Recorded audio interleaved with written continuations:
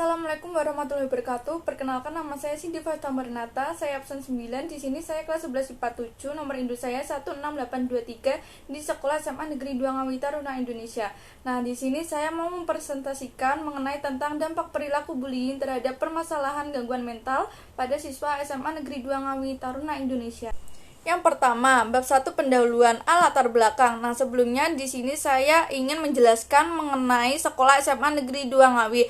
SMA Negeri 2 Ngawi atau dikenal dengan sebutan Semada merupakan salah satu sekolah menengah atas negeri yang ada di Kecamatan Geneng, Kabupaten Ngawi. Sekolah ini juga menjadi salah satu tujuan utama bagi siswa-siswi terbaik Ngawi dan siswa dari kota sekitar. Sekolah ini memiliki area yang paling luas di antara sekolah negeri di kawasan Kabupaten Ngawi. Sekarang SMA Negeri 2 Ngawi berubah menjadi SMA Negeri 2 Ngawi Taruna Indonesia. Berbeda dengan sekolah taruna pada umumnya, konsep pendidikan ketarunaan di SMA Negeri 2 Ngawi Taruna Indonesia tidak tinggal di asrama. Peserta didik mengikuti pembelajaran seperti biasa dan diberikan pendidikan ketarunaan setiap seminggu sekali pada hari Sabtu. Di samping itu, SMA Taruna Indonesia menerapkan konsep ketarunaan IMER atau intelektual, military, English, dan religius. Siswi di lingkungan Semada juga ada permasalahan pertemanan, yaitu mengenai permasalahan bullying.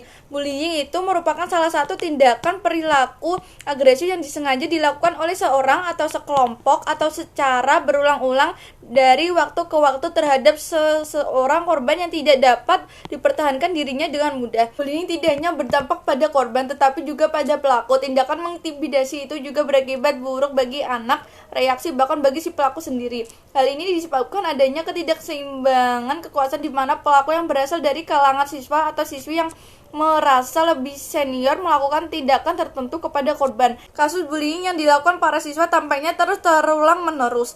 Untuk mencegah hal ini yang terjadi lagi, psikolog memiliki saran bagi para orang tua juga pihak sekolah. Untuk sekolah penting mempublikasikan program anti bullying dengan tegas dan jelas. Disosialisasikan dengan gamblang apa yang mesti dilakukan jika murid menjadi korban, penonton, atau cenderung menjadi pelakunya. Harus dijelaskan pula apa sanksi yang bisa diterima siswa ketika ia menjadi penonton tindak bullying tapi tidak melaporkan, juga sanksi bagi si pelaku bullying. Kemudian bisa dibentuk situasi di mana para murid bisa saling menjadi sahabat.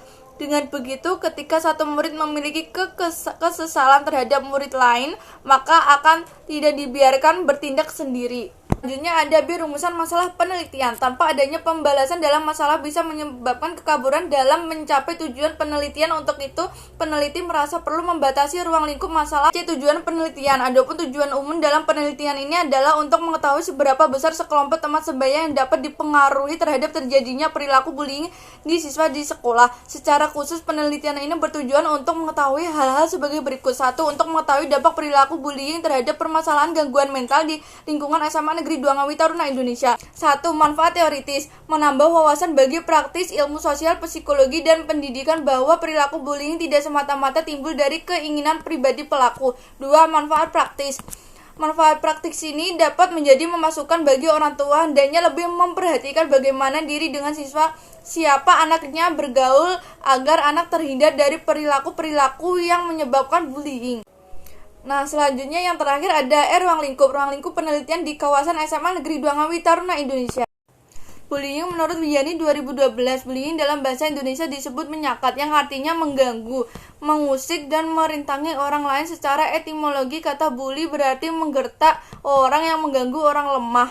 Jadi berdasarkan uraian di atas, karakteristik perilaku bullying adalah perilaku agresif yang A. dimaksudkan untuk menyebabkan penderitaan atau kerusakan, B. melibatkan ketidakseimbangan kekuasaan atau kekuatan antara pelaku dan korban, dan C. umumnya terjadi berulang-ulang dari waktu ke waktu. Bentuk perilaku bullying. 1. Physical bullying. Physical bullying jika dilakukan secara ekstrem dapat mengakibatkan kematian seseorang bagi korban.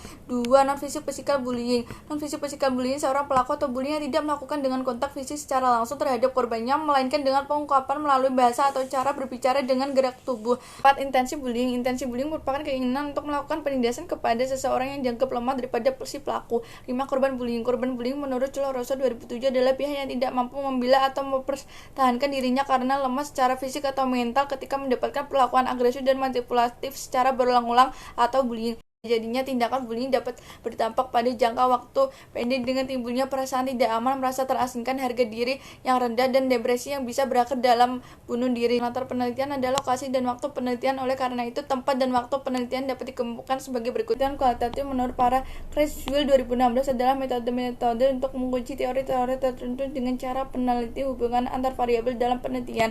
Data primer merupakan data yang dikumpulkan oleh peneliti pertama kali baik melalui bukti pribadi, daftar pertanyaan yang diajukan maupun kuesioner. 2. Data sekunder. Data sekunder adalah jenis data yang dikumpulkan melalui sumber data primer oleh peneliti sebelumnya dan tersedia bagi peneliti. Yang terakhir ada teknik analisis data. Teknik analisis data merupakan proses yang berkaitan dengan pengumpulan atau pembersihan dan pengorganisasian data. Nah, di sini ada metode analisis data. Terdapat 2 kategori umum pada teknik pengkajian data, yaitu teknik analisis data dan kuantitatif dan kualitatif. Tujuan dari analisis ini adalah untuk mengolah data mentah menjadi wawasan atau informasi berguna dalam membuat keputusan bisnis. Selanjutnya yang terakhir ada daftar pustaka yang ada di bawah ini. Sekian presentasi dari saya, kurang lebihnya saya mohon maaf bila ada salah kata. Wassalamualaikum warahmatullahi wabarakatuh.